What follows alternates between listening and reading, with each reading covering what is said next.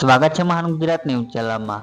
નર્મદા જિલ્લાના ડેડિયાપાડાના આપના ધારાસભ્ય ચૈત્ર વસાવા દ્વારા રાજ્યના મુખ્યમંત્રી ભૂપેન્દ્ર પટેલને પત્ર લખી એક મોટી રજૂઆત કરી છે।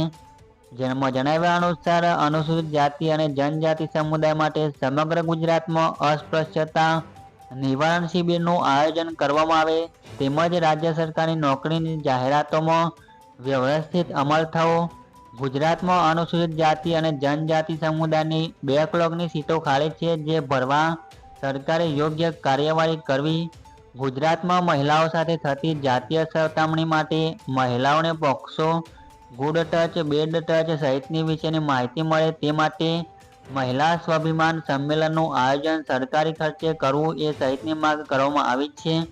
આ ઉપરાંત ગુજરાત સરકારના વિવિધ ભાગોમાં અનુસૂચિત જાતિ અને અનુસૂચિત જનજાતિ સમુદાયથી સંબંધિત અધિકારી સાથે આજે પણ ભેદભાવ રાખવામાં આવી રહ્યો છે।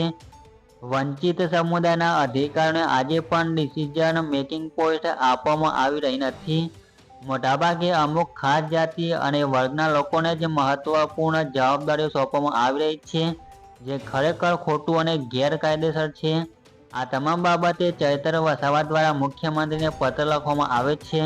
તો આ હતી અત્યારની અપડેટ। વધારે અપડેટ મેળવવા માટે અમારી આ ચેનલ પર જોડાયેલા રહો।